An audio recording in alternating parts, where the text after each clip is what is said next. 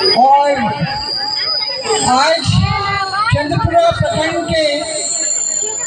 प्रखंड कार्यालय में एक दिवसीय विरोध प्रदर्शन एवं धरना प्रदर्शन के अवसर पे मुझे आप लोगों के बीच में आके बहुत खुशी हुई। आपका जोश और जज्बा देखते हुए कि आप लोग हमारे अपने पूर्वजों की जैसे ही अपने प्रति अन्याय और अपने अधिकारों को बचाए रखने के लिए एकजुट होकर आप शामिल हुए हैं। आप सबको मेरी तरफ से बहुत बहुत जोहार। आदिवासी एकता जिंदाबाद, जिंदाबाद, जिंदाबाद। आदिवासी एकता जिंदाबाद, जिंदाबाद, जिंदाबाद। एक तीर एक कमान, सभी आदिवासी एक कमान। एक तीर एक कमान, एक तीर एक कमान। हम लड़ेंगे, हम भिड़ेंगे, अपने अधिकारों को छीनने नहीं देंगे। हम अपने अधिकारों को छीनने नहीं देंगे। हम लड़ेंगे, भिड़ेंगे, हम अपने अधिकारों को छीनने नहीं देंगे। तो आज मुझे ये देख के बहुत खुशी भी हो रही है कि अपनी सभी बहनें और हमारी बच्चियां जो बाप मन, बेटा मन, भाई मन, वो लोग भी सब लोग यहाँ पर बढ़िया संख्या में यहाँ उपस्थित हुए हैं इस विरोध से कि जिस तरह से कुर्मी हमारे साथ में खड़ा होना चाह रहे हैं, वैसे लोग जिन्होंने हमेशा से हमारे साथ भेदभाव का बर्ताव किया, हमें नीचा दिखाया, हमें नीचा समझा और हमारे जमीनों पे भी कब्जा किया। और अब तो ये बोल रहे हैं कि उराव, मुंडा, खड़िया और बाकी हो सब लोगों को हम ही लोग लाके बसाए हैं। हम लोग पहले आए 5000 वर्ष पहले, ये लोग बाद में लाए गए हमारे द्वारा। अब इस तरह की भी बातें कर रहे हैं। तो ये मतलब एक तरफ तो इन्होंने हमारे साथ अन्याय किया, हमारे साथ जो बर्ताव किया भेदभाव का, आज ये आदिवासी दर्जा का मांग क्यों कर रहे हैं पता है आपको? और कब से ये मांग हो रही है? 2000 के बाद से। 2000 में जब हमारा अलग झारखंड राज्य बना और इसको 5वीं अनुसूची का, क्योंकि एक ऐतिहासिक रूप से एक आदिवासी क्षेत्र रहा है, तो इसको 5वीं अनुसूची का दर्जा मिला।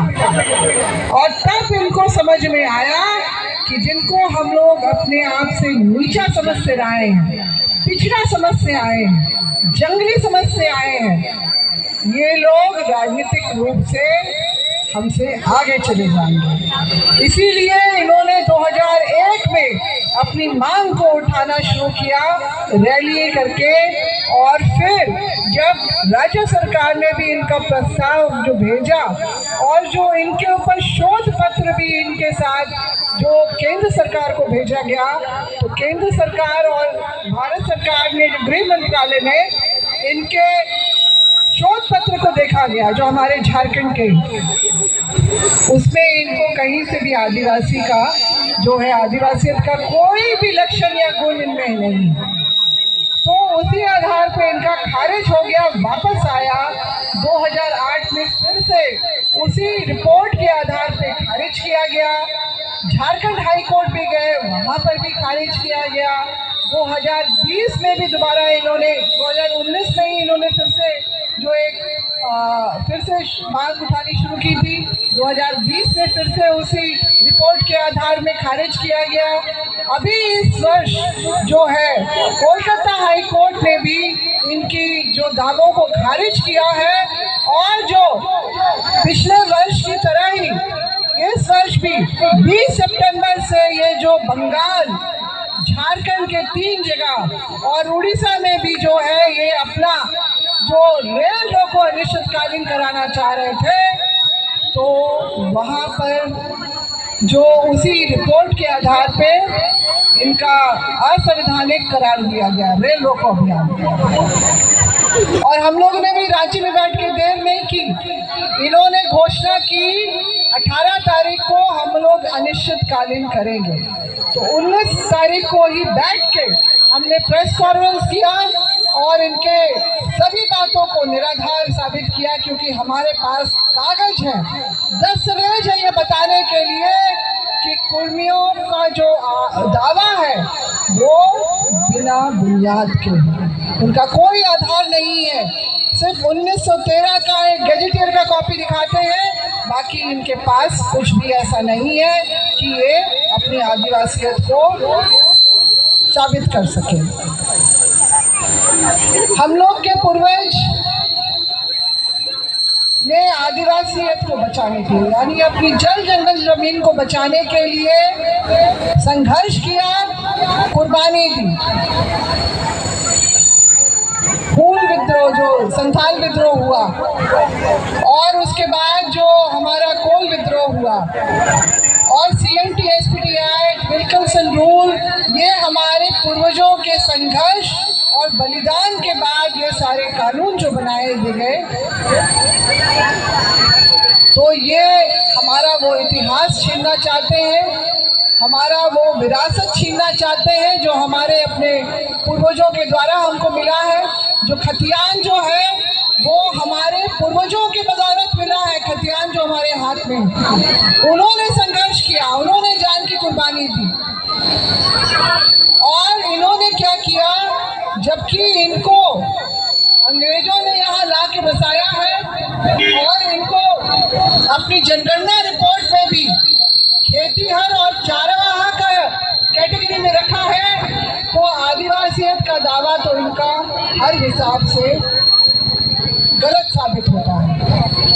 तो क्या हम लोग, जो हमारे पूर्वजों ने हमें इतना कुछ विरासत में सौंप के गए ऐतिहासिक रूप से, तो क्या हम अपने अस्तित्व को भी नहीं बचाने का काम कर सकते हैं? अपने जो खतियान के आधारित हमें जो आदिवासियत का दर्जा जो हमें इस देश में मिला है, क्या उसको बचाने के लिए हम लोग संघर्ष नहीं कर सकते हैं? हम लोग करेंगे। अपनी पहचान को और इस तरह के गलत दावे करने वालों को, जो हमारे साथ भेदभाव करते आए, हमारे साथ अन्याय करते आए, क्या उनका भाई होने का दावा आप लोग कबूल करेंगे? हाँ, दावा कबूल है आपको? तो इसके लिए इसी तरह से जगह जगह पे अपना विद्रोह और विरोध जो अपना दर्ज करना होगा कि जिन लोगों ने हमारे साथ भेदभाव किया, हमें नीचा दिखाया, हमें नीचा समझा, आज हमारी राजनीतिक जो उसमें अधिकार में अपनी हिस्सेदारी की मांग करने के लिए यहाँ पर अपना दावा पेश कर रहे हैं, क्योंकि उनको ये समझ में आ गया है कि 5वें अनुसूची का ये राज्य में एक आदिवासी समुदाय का एक व्यक्ति मुख्यमंत्री की सीट में बैठ सकता है। बस एक वही परेशानी है इनकी, और इनका कोई भी दावा जो है सच नहीं है। हमारे पास वो सारे कागज है जिसमें इनका जो 1921 में, 1910 में जो संथाल परगना में जो जनगणना हुआ था, उसमें इनको खेतीहर और चरवाहा के उसमें डाला गया है, और संथाल, सौल पहाड़िया, माल पहाड़िया और जो दूसरे आदिवासी समुदाय को एक साथ रखा गया है। 1921 का जो जनगणना का रिपोर्ट है, उसमें इनको कुर्मी क्षत्रिय, क्योंकि ये दावा करते हैं क्षत्रिय होने का, तो इनको हिंदू की कैटेगरी में रखा गया है। और आदिवासियों को इस देश में 1871-72 से, जब से भी इस देश में अंग्रेजों के द्वारा जो जनगणना का काम हुआ, उसमें इनको, हम आदिवासियों को किसी भी अन्य धर्म जाति समुदाय में नहीं रखते हुए आदिवासी के कॉलम कोड में रखा है, जो 2011 तक के जनगणना में बरकरार था। आपको मैं एक सूचना और देती हूँ, जहां कुर्मी बोलते हैं कि हमारे खिलाफ में षड्यंत्र हुआ, हमारे अधिकार से, हमारी पहचान से हमको वंचित रखा गया, अब वंचित होने की बारी हमारी आ गई है। जो खाटी आदिवासी हैं, मूल आदिवासियों की, वो इस तरह से कि 2014 में जब से मोदी सरकार आई है इस देश में, इन्होंने हमारे खिलाफ षड्यंत्र तेज कर दिया। इन्होंने 1994 में आरएसएस के हेडक्वार्टर में जो एजेंडा बनाया गया था कि आदिवासियत को खत्म करना और संपूर्ण हिंदू राष्ट्र बनाने का जो काम पूरा उसको अंजाम देने के लिए इन्होंने सरना सनातनी यानी हिंदू धर्म और सरना धर्म एक है, और आरएसएस के प्रमुख द्वारा ये कहना कि आदिवासी हिंदू है इसके लिए अलग से कॉलम कोड क्यों, ये उसी बात को दर्शाता है कि आदिवासियत को खत्म करना, संपूर्ण हिंदू राष्ट्र बनाना। क्योंकि आदिवासी इस बात का दावा करता है कि इस देश में हमारा वास पहले था, इस देश के असली मालिक, इस देश के असली राजा हम ही हैं। इस बात से उन लोगों को तकलीफ होती है जो ये अपने पुराण वेद को जो है पुराण वेदों को जो अपना प्राचीन ठहराते हैं। हमारी अपनी पहचान को धूमिल करने के लिए, हमारी विरासत को धूमिल करने के लिए ये सारा काम किया जा रहा है। और उसमें जो 2019 में जो जनगणना का फॉर्म छपा और 21 में भी हमारा वो कॉलम कोड जो आदिवासियों के लिए था वो हटा दिया गया है। आप लोग कृपया करके मेरी बात सुनाइए कि हमारे ऊपर कितने खतरे मंडरा रहे हैं। हमारी पहचान, हमारा इतिहास, हमारा विरासत जो हमें मिला है, हमारे पूर्वजों ने दिया है, उस सब को खत्म करने के लिए और आदिवासियों को हिंदू घोषित करने के लिए, हमारा जबरन धर्मांतरण करने के लिए, हमें डिलिस्ट करने के लिए। एक तरफ ये बोलते हैं कि जो धर्मांतरित कर हो गए हैं, ईसाई बन गए या अन्य धर्म में चले आए हैं, वो हिंदू धर्म में वापस हो वैसे आदिवासी, और दूसरी नहीं तो डिलिस्ट हो जाओगे, यानी तुम्हारा कोई खाता नहीं खुलेगा यहाँ पर। उसी तरह से अब आदिवासियों का भी जबरन धर्मांतरण हिंदू धर्म में करके हमें डिलिस्ट करने के लिए वो सारी तैयारी करके बैठे हैं। कल को ये बोलेंगे तुम भी हिंदू हम भी हिंदू, तो तुम्हारे ये संवैधानिक प्रावधान क्यों? 5वीं अनुसूची, 6वीं अनुसूची, आरक्षण, तुम्हारा राजनीतिक प्रतिनिधित्व, तुम्हारा जो नौकरी में जो अधिकार, जो तुम्हारा अपने जमीन पे अधिकार, हमारे जमीनी कानून भी वो भी सब खत्म कर दिए जाएंगे। मैडम तो पहले भी सुने हुए कहीं का नहीं रहेगा। हमारी जो विरासत मिटा दी जाएगी, हमारे बच्चों का भविष्य भी धूमिल कर दिया जाएगा। तो इसीलिए हम लोग को एकजुट होकर इन सब बातों को समझना है कि ये इस तरह के जो कुर्मी का तो जो खतरा है ही, ये हम इसका विरोध कर रहे हैं, मगर जो हम लोग को नहीं दिख रहा है उस बात को मैं आप लोगों के बीच में रखना के लिए आई हूँ कि हम लोगों को अपने वोट को मांगने के लिए भी, उसके लिए भी अपनी मांग को उठाना चाहिए एकजुट होकर। सरना धर्म में तो हमारी आस्था है ही।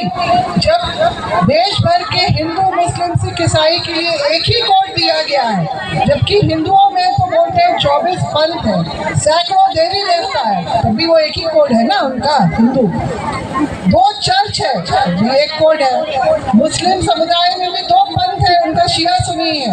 बौद्ध में भी 2 है, जैन में भी 2 है, और आपका जो है सिख में भी 2 है। तो फिर देश भर के आदिवासी जिनकी प्रकृतिवादी होने के बावजूद भी अपनी अपनी मान्यताएं हैं, आस्था का जो अपना स्थान है, तो वो सरना धर्म तो नहीं हो सकता है ना। सरना धर्म को हो सकता है क्या?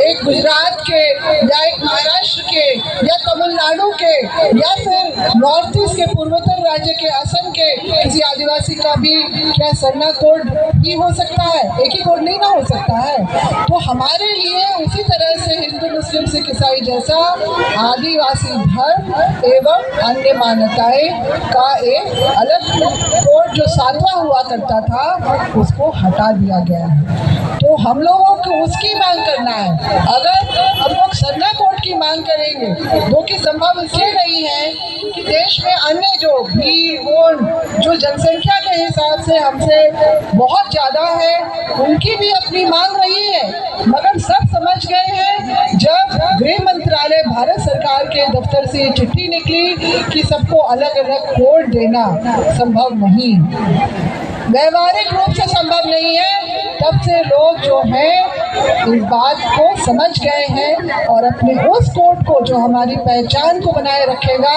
उसकी मांग कर रहे हैं। फिर जब वो कोड मिलेगा तो हम जैसे पहले अपने आप को सरना दर्ज करते थे वैसे ही करेंगे, है ना?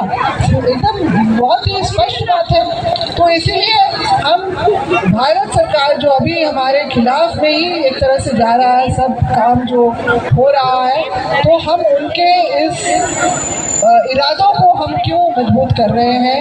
हम अपने उस कोड को वापस मांगे जो आज़ादी के बाद से हमारे पास 2011 तक। तो हम लोगों को ये समझना है कि आदिवासी समाज जो है सब तरफ से घिरा हुआ है। सबसे बड़ी बात तो ये है कि हमारी पहचान को मिटा दिया जाए। जब कागज में ही आदिवासी नहीं रहेगा तो हमारी कोई भी बात रहेगी यहाँ पर? हम आदिवासी अपने को कहला पाएंगे? हमारे बच्चे तो एक दो पीढ़ी बाद ही भूल जाएंगे कि आदिवासी थे। हमारे पूर्वज, हमारे मम्मी पापा, हमारे दादाजी आदिवासी थे, ये दिमाग से उतर जाएगा। तो ये जो है हम एक कुर्मी का तो जो आपने बहुत अच्छा किया, इस तरह से विरोध कर रहे हैं उनके दावों का, इसके लिए हम आप लोग को बहुत बहुत प्रशंसा करेंगे। मैडम रांची से है ना, और इसी तरह से लगे रहिए। रांची से आई है वीडियो हम लोग कहाँ भाग गया पता नहीं, जगह जगह यहाँ नहीं आ सकता है। पश्चिम बंगाल में कलकत्ता चल गया के भी जो आदिवासी है वो इनकी मांग का विरोध कर रहे हैं। समय हो गया, अब तक तो आ जाना चाहिए था। को जगह जगह अपनी इस मांग को और इस विरोध को जताते रहना है जब तक कि सरकार को ये स्पष्ट नहीं हो जाए कि आदिवासी जो असली आदिवासी है उसके अधिकारों को कैसे सुरक्षित रखना है, उसमें और वैसे समुदायों को नहीं जोड़ना है जो आदिवासी नहीं थे, मगर हमारे अपने अधिकारों को कुचलने के लिए वो हिस्सा चाहते हैं। एक तरफ से तो हमारी पहचान को मिटा दिया गया है और दूसरा जो बचा कुछ हम लोग अपने आप को बचाने के लिए जो जुगत भिड़ा रहे हैं उसमें गैर आदिवासी जाति को घुसाने का भी एक तरह से काम करने की जो विचार रखती है सरकार, उसको हम लोगों को तोड़ देना है। देखिए 18 सितंबर 2023 को जो हमारे संज्ञान में आया और रांची में वीडियो से सब बोलना नहीं आता लोगों का, अध्यक्ष शीतल ओदार द्वारा प्रेस इसीलिए कॉन्फ्रेंस भाग किया गया गया इस बात को लेकर कि हम अनिश्चितकालीन जो रेल रोके जो अभियान चलाएंगे, तो उसका विरोध हमने 19 तारीख को जोरदार तरीके से किया, बैठ के प्रेस कॉन्फ्रेंस करके सरकार तक ये बात पहुंचाई कि ये हमें इनका मौत से कितनी नजर आ रहा है, क्योंकि एक दिन भी अगर हम सड़क जाम कर देना तो हमारे पास थाना में केस करेगा। मगर इन्होंने पिछले साल 5 दिन तक किया मगर किसी के ऊपर केस नहीं हुआ, और इस साल भी अनिश्चितकालीन जिसके लिए रेलवे मंत्रालय में कई 36 में से तकरीबन 10 के तकरीबन इन्होंने ट्रेन को डाइवर्ट किया था, मतलब रूट डाइवर्ट कर दिया था, बदल दिया था रूट रास्ता, और बाकी वो ट्रेन को कैंसिल कर दिया। तो यानी वो सहयोग कर रही थी पूरा कि तुम लोग रेलवे ट्रैक पे उतरो, अपना विरोध, अपनी मांग को रखो, अपना खाना बनाओ, अपना नाचो गाओ, सभा करो। तो उस कड़े विरोध के बाद सरकार को भी बैकफुट पे जाना पड़ा और इनको जो है 12 घंटे के अंदर इनको अपना जो है रेल रोको अभियान को वापस लेना पड़ा, क्योंकि कोलकाता हाई कोर्ट ने भी इनके इस काम को उन्होंने गैर संवैधानिक, मतलब गैर कानूनी घोषित किया। तो बंगाल में, पश्चिम बंगाल में इनको अपना ये अभियान रोकना पड़ा, और फिर उड़ीसा में भी ये सफल नहीं हो पाया, सिर्फ झारखंड में एक दिन के लिए 12 घंटे के लिए रहा। तो हमको ऐसे ही एकजुट होके, जागरूक होके, डटे रहना है कि जो लोग हमारे हमारे साथ कभी थे नहीं, हमारे भाई बहन नहीं थे, तो हम उनको भाई वैसा मानते कि वो मूलवासी है, मगर वो आदिवासी के घेरे में हमारी अपनी विरासत पे अगर अपना दावा करेंगे तो फिर वो हम लोग बर्दाश्त नहीं करेंगे। क्या आप लोग नहीं करेंगे? हम लोग अपनी विरासत को धूमिल नहीं होने देंगे। हमारे अपने पूर्वजों ने जिस तरह से बलिदान दिया है उसको हम लोग धूमिल नहीं होने देंगे, क्योंकि अब आदिवासियों के पूर्वजों का भी डंका पूरे देश और दुनिया में बज रहा है, तो इसमें भी ये लोग अपनी जो हिस्सेदारी सेंधमारी करना चाह रहे हैं। तो हमारी अपनी पहचान है, हमारी अपनी विरासत है, उसको हम लोग बचाने का तो प्रयास हम लोग अपना पूरा आंदोलन उसके लिए भी करेंगे। और जो गैर आदिवासी हैं, जो आदिवासी होने का दावा करते हैं, उनके भी दावे को हम लोग टिकने नहीं देंगे। क्या नहीं करने देंगे? टिकने नहीं देंगे। उनका दावा हम निराधार साबित करके रहेंगे, क्योंकि हम लोग कागज से मजबूत हैं। हमारे पास वो सारे कागजात हैं जिसमें ये इनके दावे कहीं टिकते नहीं हैं, ये सही साबित नहीं होते हैं। इसलिए आप लोगों ने आज इतना अच्छा यहाँ पर जो धरना का कार्यक्रम आयोजन किया है, मैं भाई अनिल मुर्मू और उनके साथियों को इसके लिए बहुत बहुत बधाई मैं देना चाहती हूँ। और अच्छा ठीक है, और सभी हमारे लोग जो यहाँ पर आए हैं सभा कर रहे हैं, आप सब लोग उनकी बातों को ध्यान से सुनिए, एकजुट रहिए। आदिवासी एकता जिंदाबाद, जिंदाबाद जिंदाबाद, आदिवासी एकता जिंदाबाद, जिंदाबाद जिंदाबाद। एक तीर एक कमान, आदिवासी एक समान, एक तीर एक कमान, आदिवासी एक समान। जय झारखंड, फुल जोहार, फुल जोहार। चलिए धन्यवाद। चलिए मैं धन्यवाद करती हूँ, मुझे आप लोगों के बीच में बुलाया और जो हम लोग उन बातों को आपको बोल पाए जो हमें जानकारी है, मगर हम चाहते थे कि आपको भी जानकारी हो। तो हम लोगों को ऐसे ही एकजुट रहना है और सजग होकर रहना है, सतर्क होकर रहना है। संघर्ष हमारे पूर्वजों ने भी किया था, अब हमारा समय आया है ताकि हमारे अपने बच्चों का भविष्य सुरक्षित हो सके। धन्यवाद, जय जोहार। बहुत बहुत धन्यवाद मैडम, आपने इतनी